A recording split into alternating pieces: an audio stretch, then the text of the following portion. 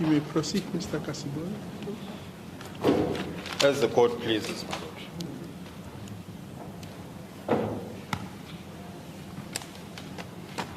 Mr. Rhodes, let me be fair to you and just put this proposition to you bluntly. I alluded earlier on to my concerns about how your versions vary.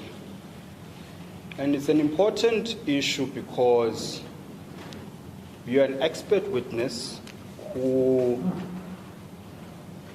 as a matter of principle, should be independent and not tailor their version simply because the shoe is pinching.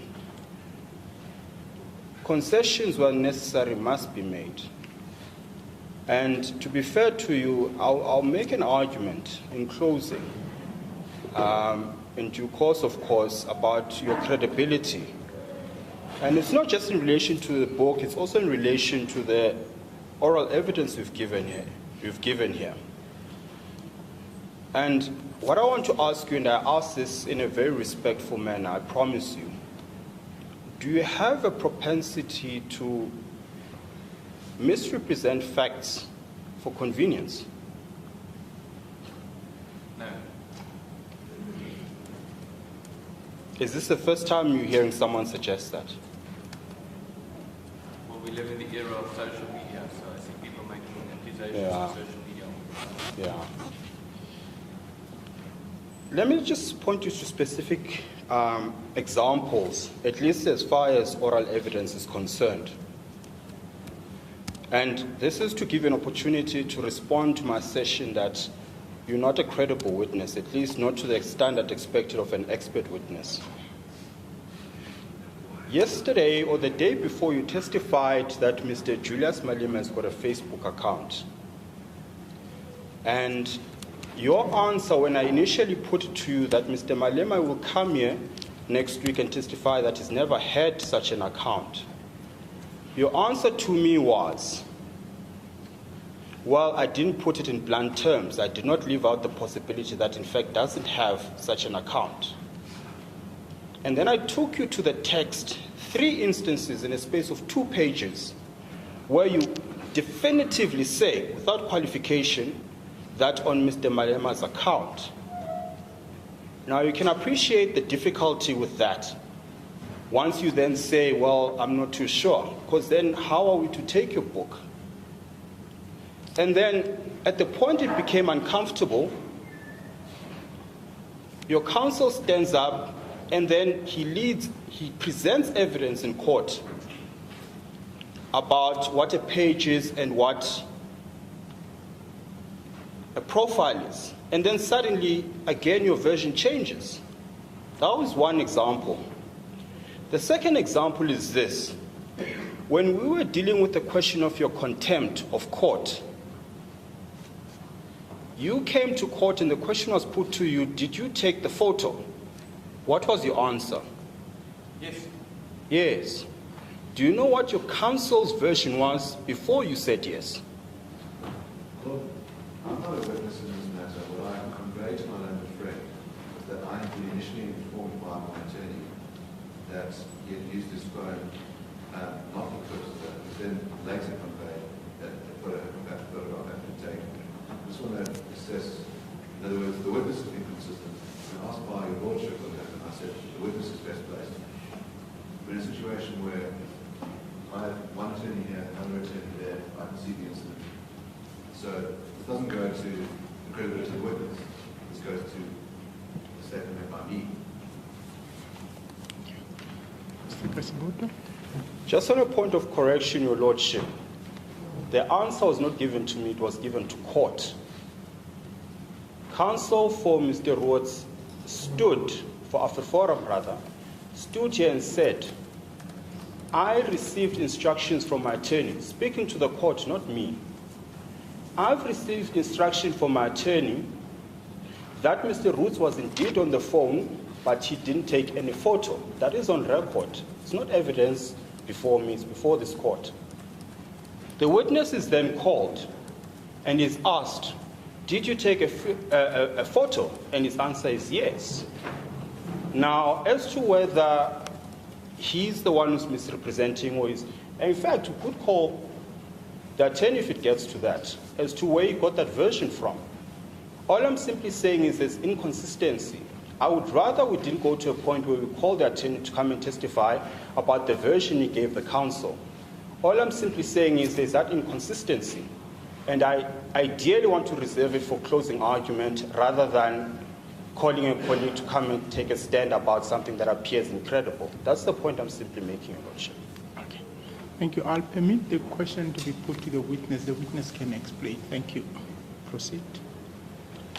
So you accept on my version, which is the testimony before this court, that your counsel gave a version to this court on the instruction of your attorney that you had your cell phone but you took no pictures, when the court has specifically said, please respect the privilege and the privacy of my clients when they're consulting with me.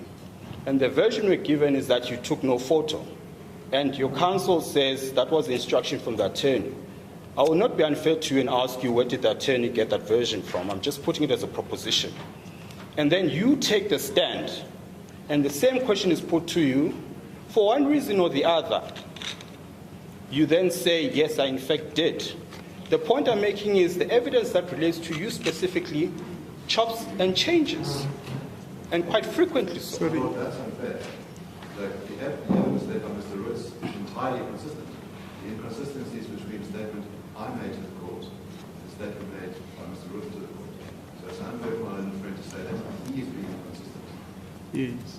Well, Mr. Kasibota, I think it's a fair point because Yes. what you are doing now, you are saying to him, that version which was presented by counsel, it's your version. Yes. When in fact he never said, I told my counsel or I told my attorney. If there was evidence to that effect, Yes. then your proposition that his versions are inconsistent would probably stand.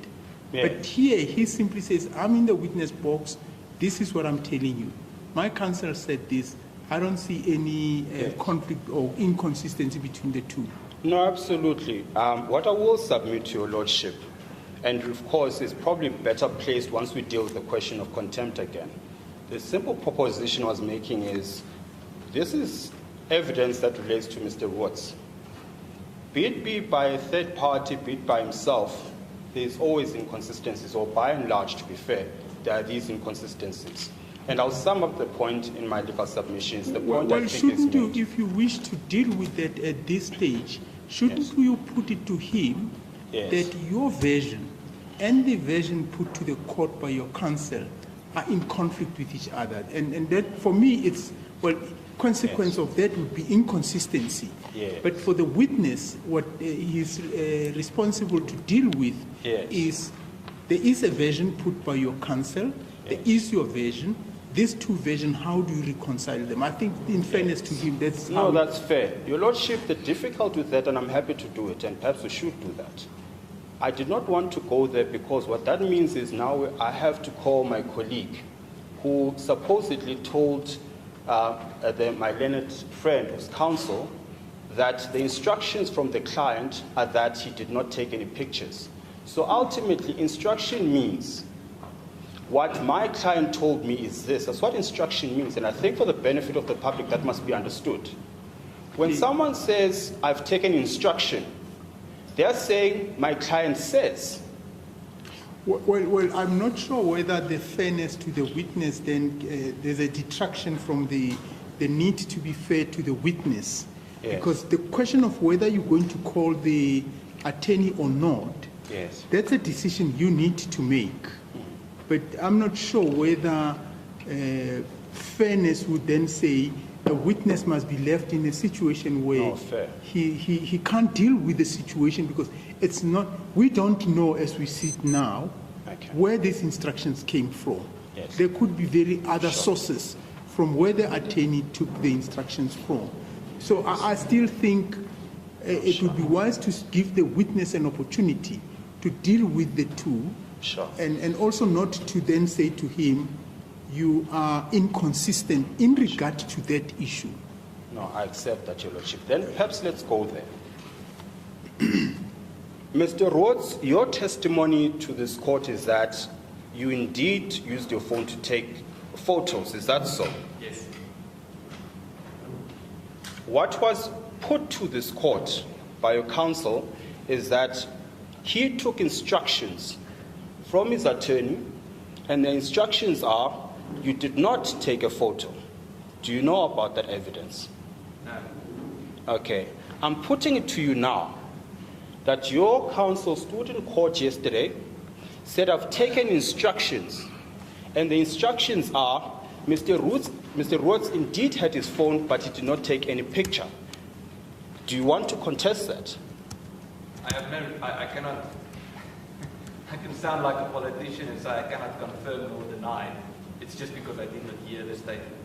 So I cannot say it's true, I cannot say that it's not true. Were you in court? Yes. Okay.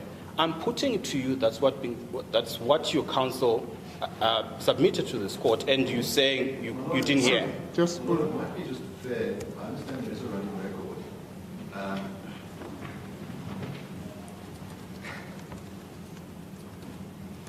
To know exactly what it is that I said to the court. At some junctions to the court, I'm not best placed to say what occurred. I said, it was a mistake.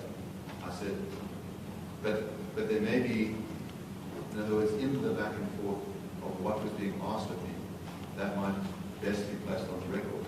In other words, what the phone was used, what my instruction was. It might be fair for one of the friends to deal with it on that basis. But I'll also say that the inconsistency could only be between something I've said and what Mr. Brits said. But if there is a record that states what I've said, that should be put to the witness. Well, does it necessarily require the record? Because I think what's been put to the witness, testing the version, the two versions. So I don't see, and I don't see the need to replay it, because I don't think there's a dispute that counsel did actually make a presentation that this is what actually happened. In fact, I recall very well, I'm trying to get to my notes. I know I noted it in my notes that the counsel said the witness had the phone in his hand, and if I'm not incorrect, the impression built was that he was just holding the phone. He didn't use it to communicate or do anything.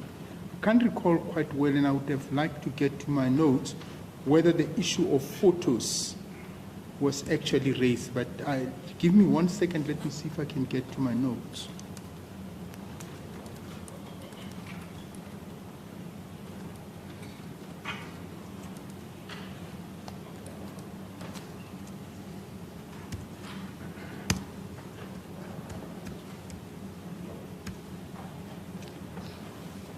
Yes, I have it here. That's how the technology squeezes the phone.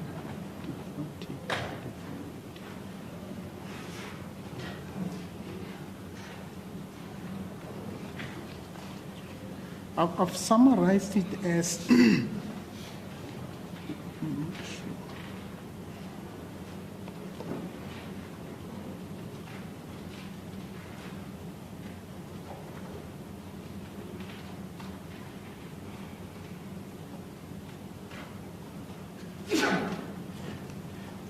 Your Lordship, sorry to interrupt you. Perhaps this might help. I don't know how it would work properly and whether it fits within the decorum of court processes. What I do have in my phone is the exact statement that was made by counsel for the complainant. Perhaps then what you could do is organize a way, perhaps approach the bench, have everyone present, everyone relevant present, to see the actual footage of what was being said by counsel. How fundamental is this issue to this matter? It's very fundamental, Your Lordship, when you speak of the issue of credibility. Okay. Because my suggestion is this. The instruction must have come from Mr. Rhodes that he didn't take the picture. Look, I know, but I'm just saying in terms of time, and we may want to visit it. If it comes out that my notes are not of any help, I've got it, follow the following line. Use of the phone by Mr. Rhodes did take out the phone and did take, no, that's when he was actually answering in cross-examination, was sitting at the back and took out the phone and looked at the photos. That's when he said he was preparing to see the people as they walked into the court. Yes, he says the purpose of taking the photos was to compare. Yes, counsel for the applicant, the issue of the phone, had the phone in his hand, no photos taken. That's what I have in my summary. Well, I think it might be a simple way to resolve, which is, from what I understand, there is no inconsistency with the witness. If there is any inconsistency between what I present to the court and the witnesses present to the court, that will be our transcript, and that can result in argument. So I think there's no need for us to pause proceedings. Yes, that's the point I'm trying to make, to say, as far as I see this, all these things transpired in the court. Now, you're entitled to put to the witness. I think the only difference is putting to the witness that you are inconsistent in as far as the question of the use of the phone is concerned, and you contrast that with what counsel said.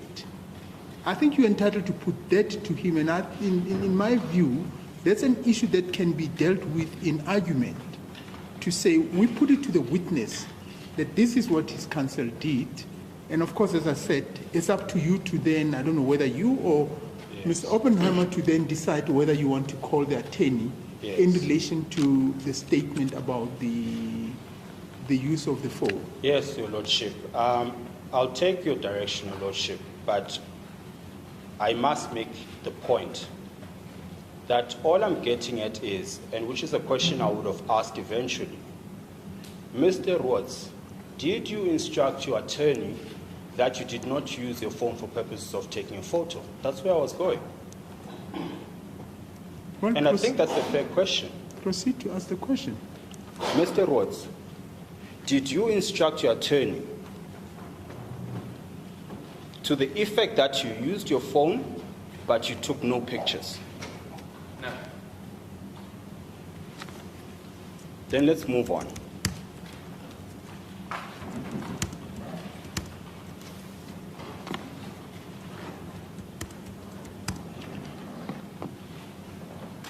Let's go to page 181 of your book.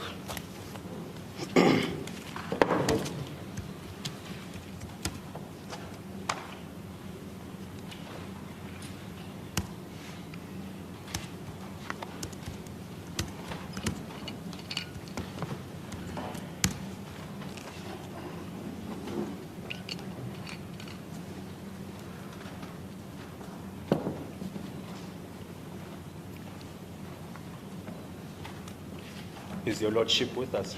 Just give me 1 second, please, if you don't mind. Thank you.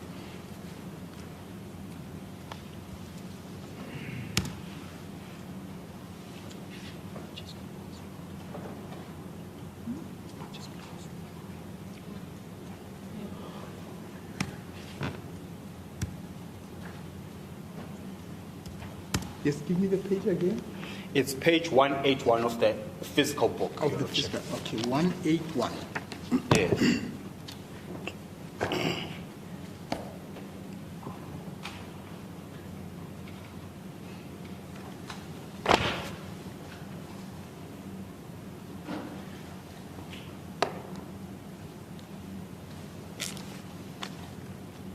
Right, I'm there.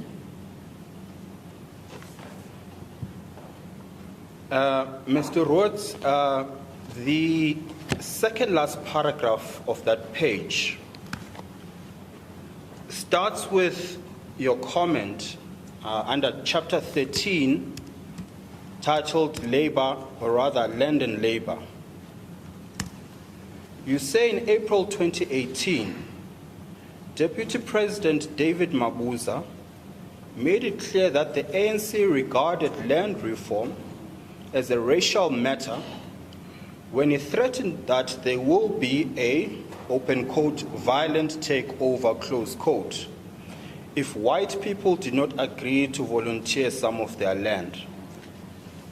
Mabuza quoted fabricated statistics that, quote, 80% of the land was in the hands of a few, close quote, and stated that, open quote again, the land will come back, do not despair, close quote.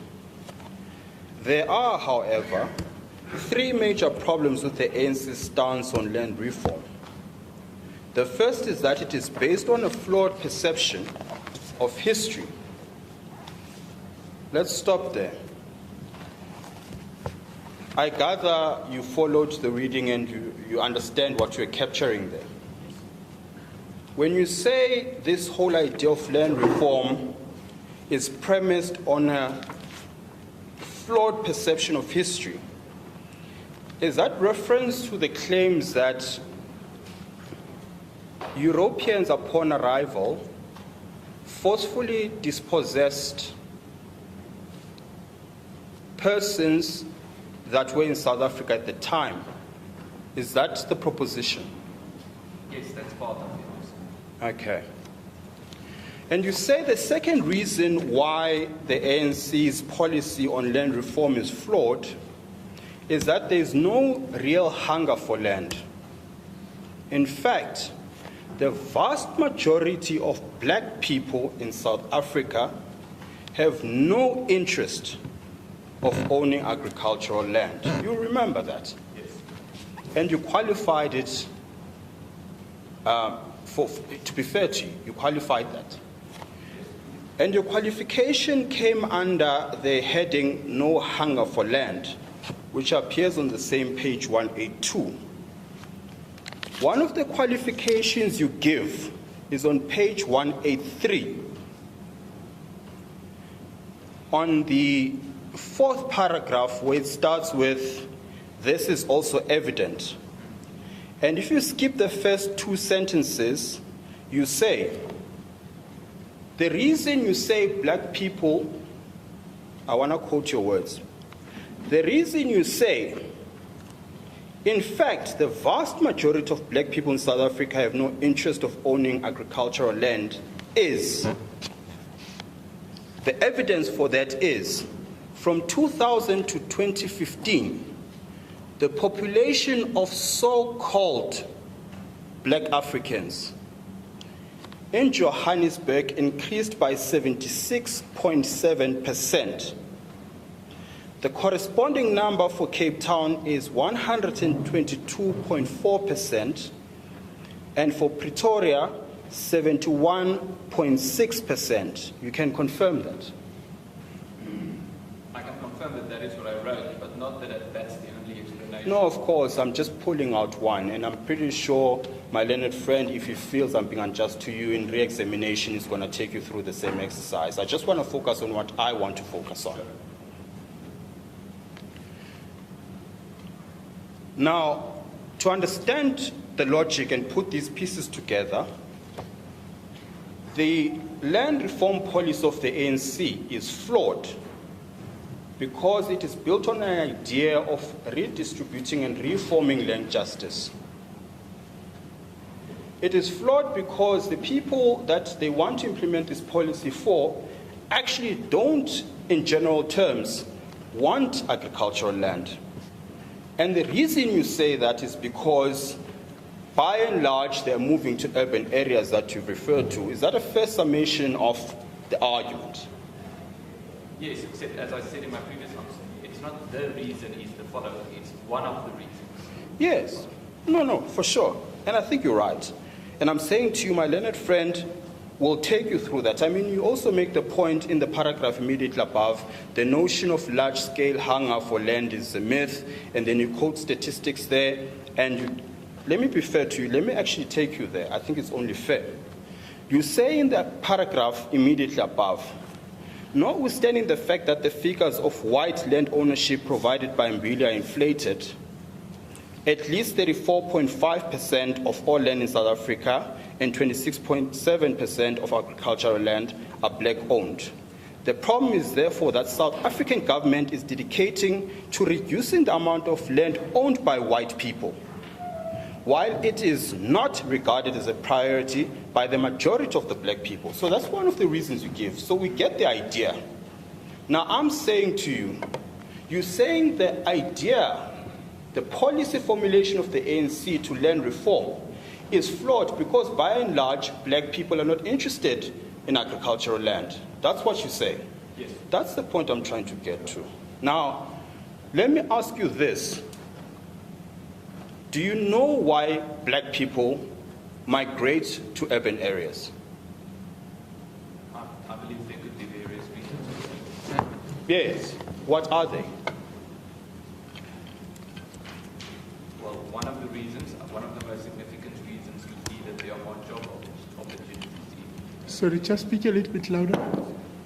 One of the reasons, speak a bit louder. That there are more job opportunities in urban areas.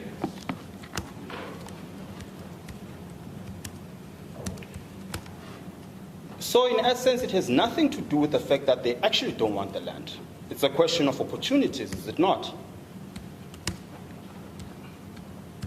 Well,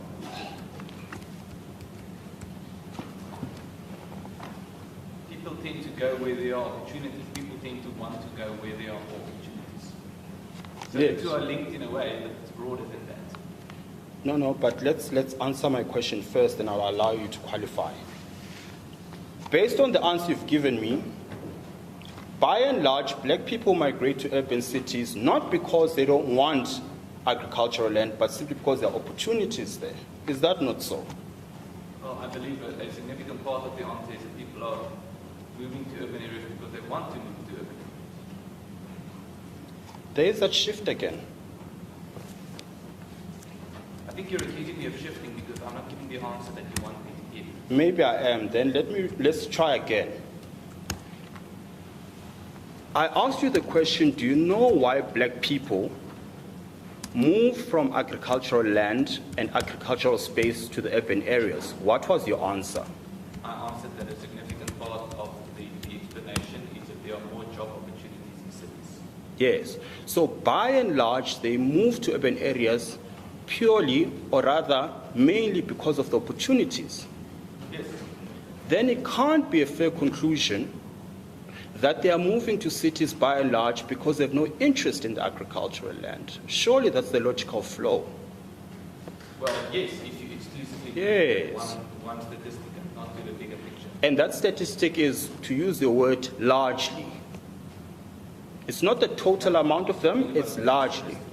I'm talking about the statistic of urbanization, which is one out of many statistics. Yes. But you're saying by and large, people move to urban cities for opportunities. Yes. Yes. So it can't be fair that as a general proposition, they don't want land because they want to be in urban areas, as if there's no underlying reason for it. I think the problem is I list a variety of reasons why I'm saying to motivate my conclusion that the hunger for agricultural land is a myth. And we are now discussing one out of many of these reasons why I reached this conclusion. But I'm entitled to, Mr. Rhodes. Yes, but it creates a misrepresentation of what Well, I'm that's saying. for a council to fix. Answer what I'm asking you. And if he feels I'm being unjust, in re-examination, he's going to put that to you. I'm focusing on what I want to focus on. And what I want to focus on are these two stats that I've read. If you exclusively read that one statistic, as we are doing now, then I believe there are still many unanswered questions or many things that have not been sufficiently explained. Okay, let's go to the exercise you want. So I take it that you're saying, on the examples I've given you, the conclusion can't be correct. That black people move to urban areas simply because they don't want agricultural land. Just premise on the two examples I've given you, that can't be correct. Yes. Yes. Let me be fair to you. Let's keep going. You've given, on my understanding, 4 reasons. The first is the issue of large-scale hunger land is a myth. You quoted statistics, and I've read that already. The second is that black people do not, or generally don't have an interest in agricultural land / farming land because in large numbers, and you've quoted them, are migrating to urban cities. The third reason you give is this. With regard to the intention to enter agriculture, Statistics South Africa, Stats SA, found that only 2.8% of all university students enrolled to study agriculture, agricultural science, and similar courses. That's what you say. That's the third premise. It's not the third, but I think it's the fourth. But yes, that's what I said. It could be the fourth. I apologize. Yes. And this, I presume, has nothing to do with race, because you say all students. Is that so? Yes. Because my focus is on the race dynamic. It's precisely for that reason that I found this to be irrelevant. I'm focusing on the race dynamic of the issue. Sure. And then the next reason you give is that furthermore, when the Institute of Race Relations surveyed South Africans and asked them what they believed had to be done to improve their lives, a mere 1% indicated that they believed that the land reform would improve. Again, there's no race element there, is there?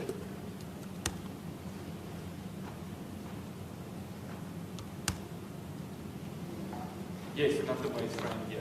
Yes. So that was the point to not taking you there, because it does not assist me in terms of the proposition I want to put.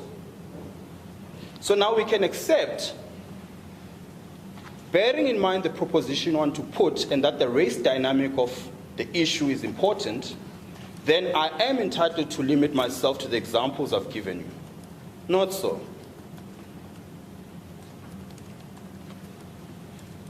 No, I think it's a wrong one. Very well. Sorry, do you want to explain that? Well, firstly, this particular report goes into more detail in terms of race relations and the hunger for land. Furthermore, we're talking about 1%. Remember that we can go and look up the most recent statistics South Africa data on demographics in South Africa and say that black Africans constitute something like, let's say, 75% Yeah. of the population. Yeah. So if you say, well, only 1% of people in South Africa think this will improve their lives, Yes. you cannot say this is irrelevant because it doesn't mention race. Yes. Because if black people in a large majority said that they think this would improve their lives, this number would not be 1% of the people of South Africa. Okay. Just to sum up the proposition I made and what I understand your answer to have been, is that you find the idea of land reform to be a misinformed idea, mainly because there's a distortion of history. And when I put the question to you, you said it is a myth that the Europeans forcefully took land from people that they found in the country. I didn't say that. I wrote it down. I literally read this to you the first I time. can guarantee to you 100% I did not say that. Sorry, let's hear, yes. Undoubtedly, my learned friend did not put that phrase as the myth to the journalists. This will be on the transcript, but that's not the phrase that was used.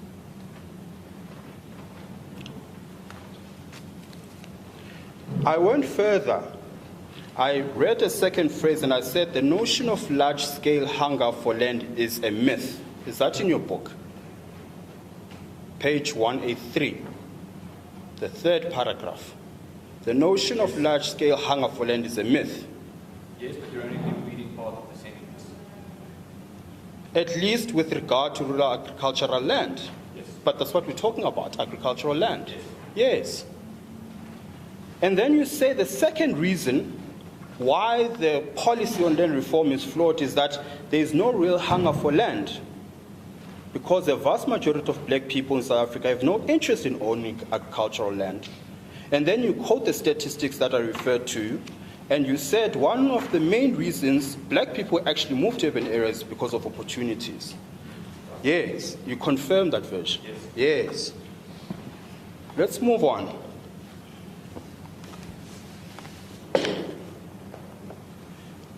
Linked to what we've just discussed now,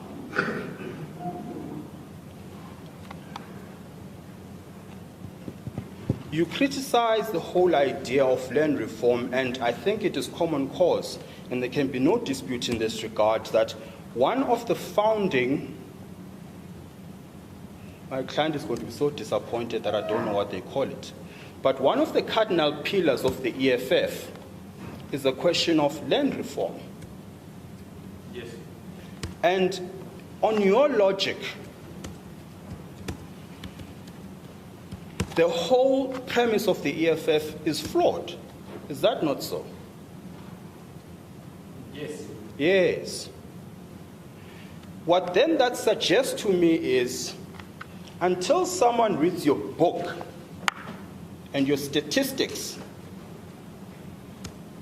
they can't form an ideology of land reform because it's flawed.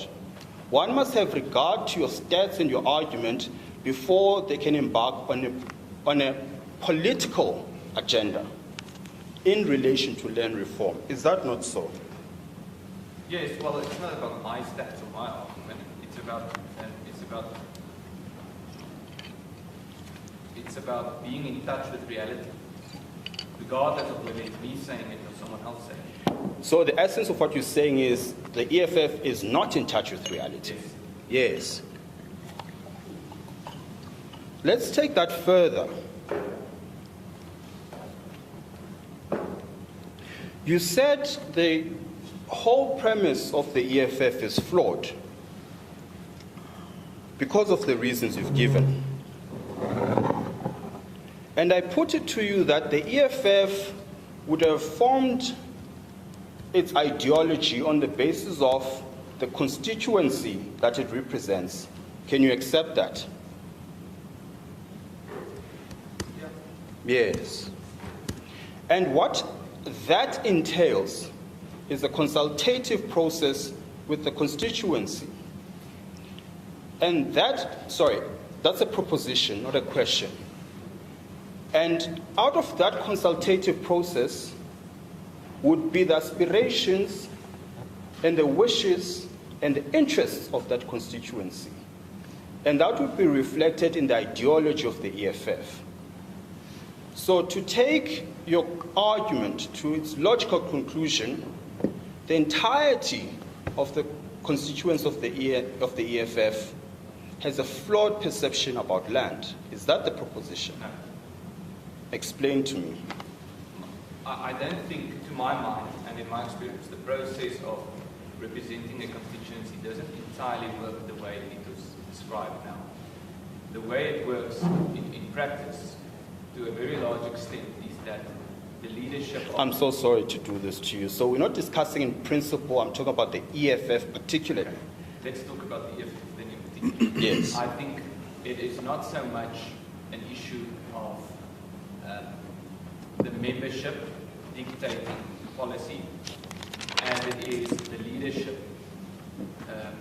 determining policy. Yes, it goes both ways, but I think the role that the leadership plays in determining a party's policy is generally underestimated. And to answer your question more precisely, the point is not so much that it is the membership of the EFF that is disconnected with reality. It could be that, but the point is rather that it is the leadership of the EFF. I am telling you for a fact, and again, Mr. Malema, when he eventually comes here, is going to attest to say, because I've taken instructions on it. I am saying to you, the EFF runs its program in a structured manner. Conferences and processes, consultative ones with their constituents, undertaken. Resolutions are taken, and those are reflected in the ideology of the EFF. I'm saying, do you have any evidence to discredit what I'm saying to you? Yeah, I think that's completely oversimplified.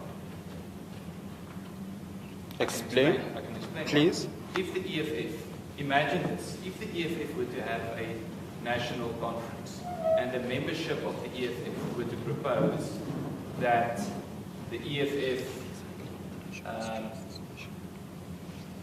builds a statue to commemorate Jan van Riebeeck, Mr. Julius Malema would not do it.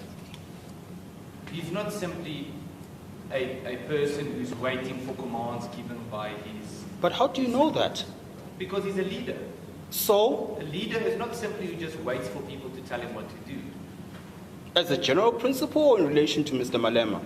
As a general principle and in relation to Mr. Malema. How do you know this? Because you can see it. Very well. In your evidence in chief, you say you cannot comment on the song that is the subject matter here, insofar as it relates to pre-1990/94. So the evidence you gave is that you are not an expert on the song insofar as pre-94 is concerned, but you will comment about what it means post-94. That was your evidence. So you don't understand the origins of the song, do you? I wouldn't say that I don't understand it, but I would say I'm not an expert on the topic. Yes. And by extension, you don't understand its original nuances and its intentions, do you? Again, I wouldn't say that I don't understand it, but I would say that I'm not an expert on the topic. Well, everyone has an opinion about what it means. I'm talking to you as an expert witness, Mr. Rots. I'm saying to you, as an expert, you have no knowledge or understanding of the song at its core and its origination. That's the proposition I'm putting to you. I think if the point is that if you're not an expert on something, then you know absolutely nothing about it. No, it's not. Disagree with you. It's not. Let me say it again. As an expert, testifying here on behalf of Afriforum, firstly, you do not know the underpinnings of the song because they predate 1994, and you've testified that you have no opinion in that regard because, at least as far as being an expert is concerned, then you can't know its foundations. Yes. You can't know its philosophy. You can't know its origination and what it intended to achieve. Not so. No, I think you're presenting two different things to me at the same time, and the answer to the one is yes, and the answer to the one is no. Okay. I do know quite a bit about the song and its origins, but I'm not an expert on the topic. So you can't comment on it, can you, as an expert? On it, but I'm not an expert on it. No, hold on. I'm saying at this point, you are here as an expert witness. You can't comment on it. I would not testify as an expert on that. No. Yes. So as an expert, you do not know the origins and the philosophy of the song. Again, I disagree with the way you are framing the sentence because you're saying I do Two not know. questions. The origins and philosophy clearly mean different things. Sure. Roots, maybe I'll speak on the one or the other. They could be separated out into two questions. I think that's fair, Your Lordship. Okay. As an expert sitting here now, not in general terms, as an expert sitting here now, you cannot attest to the origins of the song. I agree. Sorry, what's the answer? I agree. Okay. As an expert sitting here today, you cannot attest to the philosophy of the song. I agree. Yes. With that being said, let's go to page 194 of your book.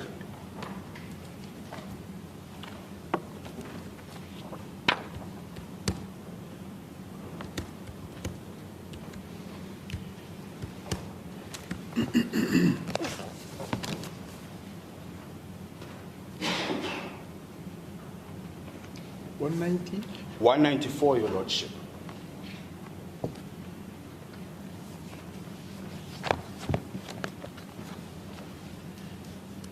The heading there is "Kill the Boer, Kill the Farmer."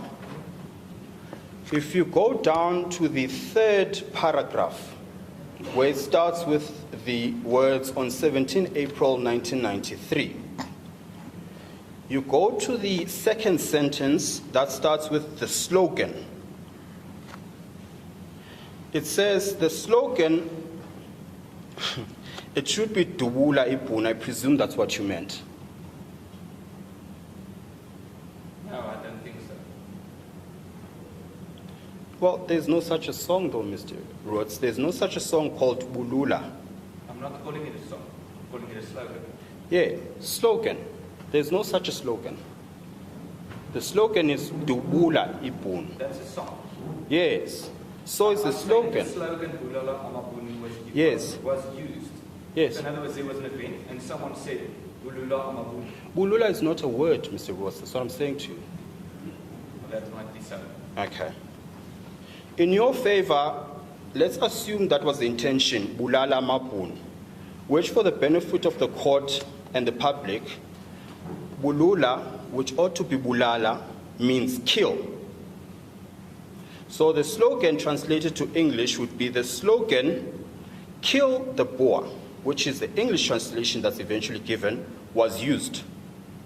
The song had been a popular song of the ANC and its military wing, Umkhonto Wesizwe, MK, in its armed struggle against the white minority government.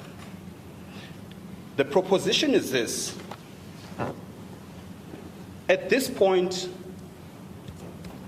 Mr. Malema was not involved, nor, let me put it this way, he can't have conceptualized the idea of the slogan or the song, Kill the Boer. Can you accept that? Yes. I have no further questions for the witness, Your Lordship.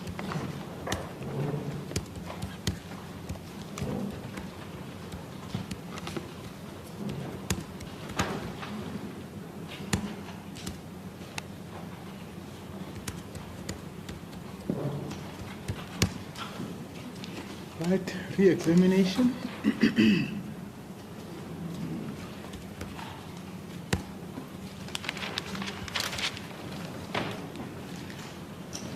Do you want a moment to just prepare? My Lord, I'm looking at the moment, after I've asked some questions, my attorney wants to have anything in. Okay.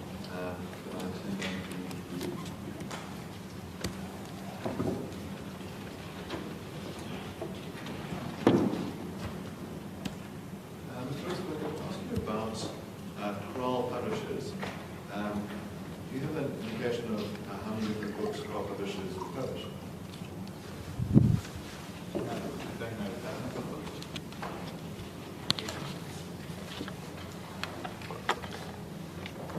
And what are the, is there,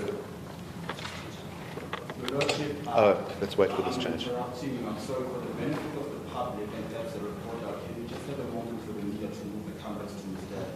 Oppenheim? Okay.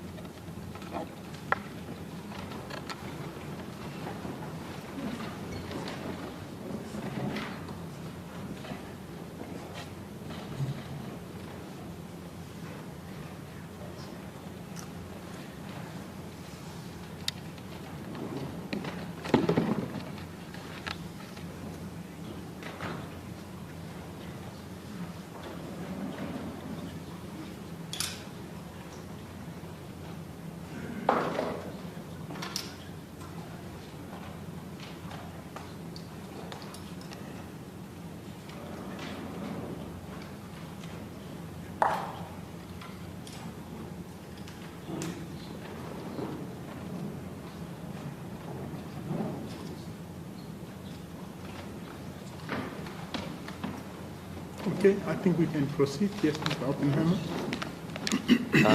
Mr. Root, sorry, the question I'll ask just for the sake of the microphones is if you have an idea in some terms about the number of books that Kroll Publishers will publish. Yes, I'm not certain how many books Kroll Publishers have published, but I would guess that it would be dozens of books. And do you have an idea of the the types of books that we publish by the publisher? Yes, it's largely books that have to do with history, some form, and to some extent, to a lesser extent, also current affairs. If I can ask you, we were talking about different referencing methods, and you stated earlier that, as far as you understand the protocol, is that within a particular work, like a journal article or a book, one must be consistent in the referencing style. Is that correct? That's correct. Are there different kinds of referencing styles that would be acceptable to use across platforms? Yes, I mean, there's the Oxford style, there's the Harvard style, and there are many others. You don't even have to speak to either of them. You can develop your own style as long as you are consistent, so that the reader understands everything, so that the reader can compare the sources. Yes. It was put to you that the book Treegrond does not exist. What is your reaction to that? Well, I have copies of the book, both editions, at my house and at my office. And Yes. I read the book. And the book that has been uploaded onto Case Lines, is that the Afrikaans second edition version of that book? Yes. The book is also on my hand. It's also available for purchase through the publisher's website.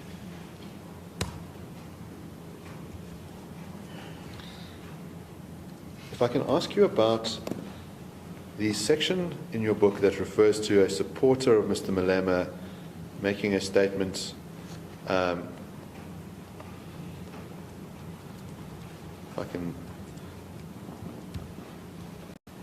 making a statement on Mr. Malema's Facebook page. Could you explain what that means? Well, what it means is that there was a Facebook page that had a picture of Mr. Malema as a profile, as a picture, a profile picture, even though it was a page, not a profile. And the page was entitled Julius Malema. And the people commenting on the page and posting things on the page were not Mr. Malema himself, but people who identify as supporters of Mr. Malema. And then, what was the purpose then of referring to that extract in the book? The purpose of that extract is not to attribute a comment to Mr. Malema. I believe that that's quite clear. The purpose of that section of the book is to indicate that people who publicly call themselves supporters of Julius Malema are going onto social media saying that they are supporters of Mr. Malema, and also saying that farmers need to be killed. And they say this in response to a controversy regarding, at that stage, the song Bulayi.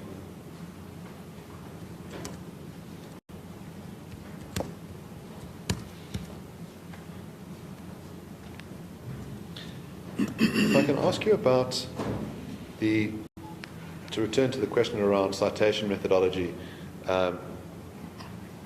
what is your process when you write a citation for a book or an article? Yes, so we have, at Afriforum, we have language practitioners who would have done that report that was published. This is probably an important point to mention, that the report was done by a different language practitioner than the language practitioner who did the book. The report is a report by Afriforum, so that report was drafted, and the citation was dealt with according to Afriforum's style of citation. The book was published by a publisher, and even though the publisher is linked to Afriforum or has ties with Afriforum in terms of ownership, a language practitioner who is not part of Afriforum's what we call language bureau or language office did the translation, or not the translation, the proofreading.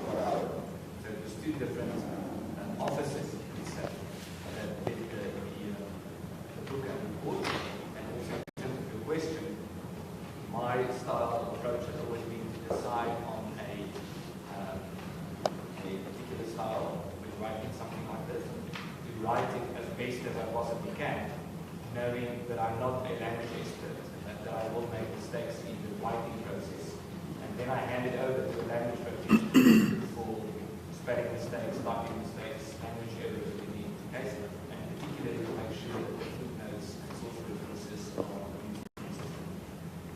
In this particular case, I do not remember the detail, as I said it was 6 years ago, but I do remember that there was a discussion about what would the appropriate way be to reference this particular book.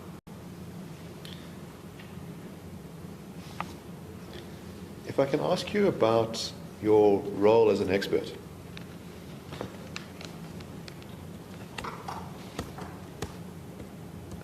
Have you endeavored to be honest in the writing of this book? Yes, absolutely. And in your presentation of your evidence to this court? Yes, absolutely. Have you distorted any of the evidence in this book or in your testimony to further any of your personal interests? No, in fact, I have presented the facts in my engagement, my testimony.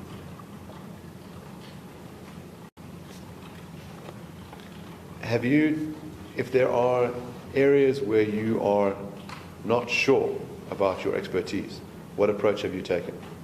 I would say I'm not an expert on this topic.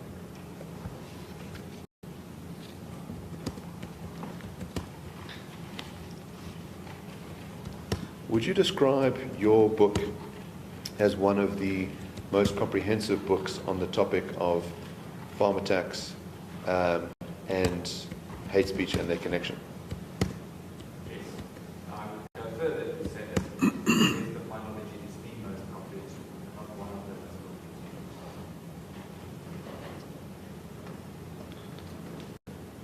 Do you think that you are an appropriate expert in this case? Yes.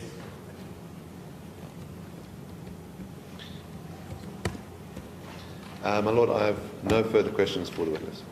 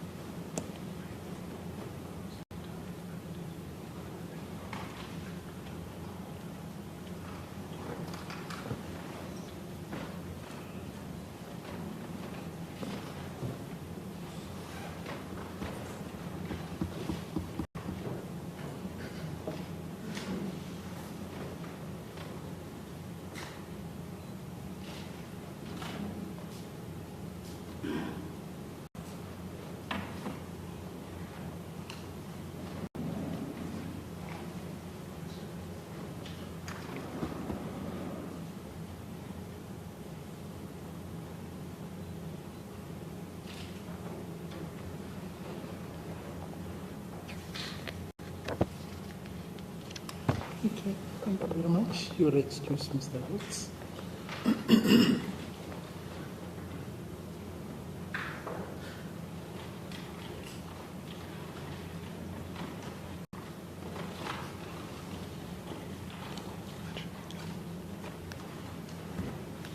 Yes, Mr.